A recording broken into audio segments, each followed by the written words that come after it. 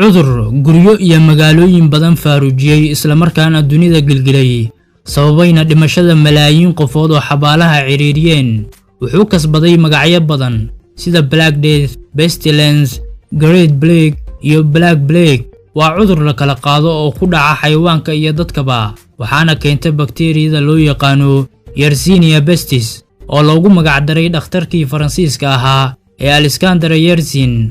waana mid ku dhex nool dooliga ama jiirka wuxuuna u kala baxaa cudurkan ilaa 3 nooc oo kala ah bubonic plague, septicemic plague iyo pneumonic plague. midka ugu faafidda badanna waa bubonic plague. magaca ah Black Death looma adeegsaneen cudurkan casriyadii dhexe balse tabiiyayaal u dhashay Denmark iyo Sweden ayaa kol dambe adeegsadeen magacan.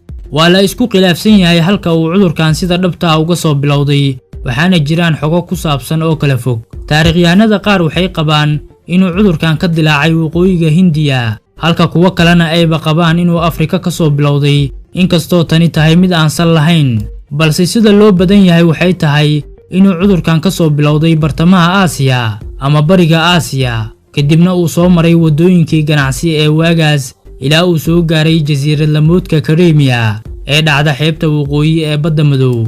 kadibna waxaa soo qaaday cayaanka la yiraahdo fali wuxuuna ka soo qaaday jiirka ama dooliga asigoona gaarsiiyay bani aadamka wuxuuna si gaar ah u gaarsiiyay dadkii saarnaa doomaha ganacsi ee badda sidaasi ayuuna ku gaaray badda Mediterranean-ka iyo qaaradda Yurub. haddii aan si kale u dhignana cudurkan balayga ama balaaga muddo fog ayuu ka jiray qaaradda Aasiya wuxuuna u haleelayay dadka kooxo balse bilowgii qarnigii 14aad ee taariikhda miilaadiga markaasoona jirtay imbraadoriyadii maquulka ama imbraadoriyadii Mongoolka cudurkan waa uu faafay ilaa uu gaaray Yurub iyo bariga dhexe. ka horse wuxuu ku faafay dhulka Shiinaha wuxuuna Shiinaha oo kaliya ku dilay 60 milyan oo ruux. kadib waxaa duulaan qaadeen ciidan maquul ah oo uu horkacayay Genghis Khan waxayna hareereeyeen oo ay go'doomiyeen magaalada Kaffa. kolkaasina xitaa waxaa u suurta gashay inay qabsadaan jasiirad lamoodka Crimea. haddaba cudurku wuxuu ku faafay ciidanka dhexdooda wuxuuna Genghis Khan amray in ciidankii u geeriyooday cudurkan in meydkooda lagu tuuro magaalada ay hareereeyeen ee Kaffa si cudurka uu ugu dhex faafo dadka magaalada.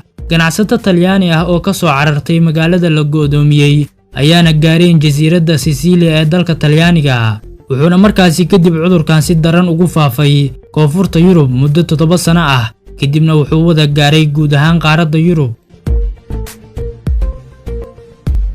sida aan sheegnayba waa cudur ka dhashay bakteeriyada la yiraahdo Yersinia pestis mana jirin waagaasi antibiotics oo ah daawooyin loo isticmaalo lagulana dagaalamo infekshanada ka dhasha bakteeriyada. waxayna aaminsanaayeen dadka uu cudurkan ku dhaco in sababtu tahay hawada wasakhaysan ee magaalada waxayna aadi jireen meelo ka baxsan magaaladooda taasi ayaana sababtay inuu cudurkan si daran u sii faafo. waa la isku khilaafsan yahay tirada dhimashada ee uu sababay cudurkan waxaana marba marka ka sii dambaysa soo baxaan ilo kala duwan oo warinayaan xogo kala duwan balse taariikhyahanka lagu magacaabo Philip Daileader wuxuu sheegaa inuu cudurkan galaaftay qarniyadii dhexe 75 ilaa 200 milyan oo ruux. cilmi baarisyadii u dambeeyayna waxay sheegayaan in 45% ilaa 50% oo dadkii Yurub ku noolaa ah inay u dhinteen cudurkan muddo 4 sano ah oo kaliya. sidoo kale cudurkan wuxuu gaaray bariga dhexe sanadkii 1347. meelihii ugu horeeyay ee uu sanadkan gaarayna waxaa ka mid ah magaalada Mosul ee Ciraaq iyo Alexandria oo dhacda Masar wuxuuna aad u saameeyay dalka Masar oo waxaaba la sheegaa inay u dhinteen cudurkan 40% oo dadkii Masar ku noolaa ah.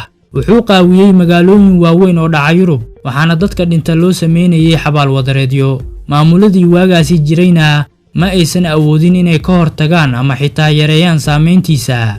sidoo kale dhaqaatiirtii qarnigii 14aad waxayba ka caajiseen oo ay ka daaleen xal u helidda cudurkan waxayna xitaa awoodi waayeen inay sheegaan sababaha uu cudurkan u faafayo. cudurkan marar kala duwan ayuu soo laabtay taasoo xitaa kaliftay markii dambe in qofkii lagu arkaa toogasho lagu dilo maadaama uu si degdeg ah u faafi karo cudurkan magacyada badan loo yaqaano. dhammaadkii sanadkii tagay waxaa dalka Shiinaha ka dilaacay caabuq la yiraahdo coronavirus kaasoo karantiilay magaalada Wuhan ee dhacda gobolka Hubei ee bartamaha Shiinaha waa dad cuna xayawaano aysan dadka qaar ku dhicin in ay xitaa afka u dhoweeyaan, balse ayagu waxay ka aaminsan yihiin dawo dhaqameed, waxayna saraakiil ka tirsan WHO aaminsan yihiin inuu coronavirus ka dhashay fiidmeerta.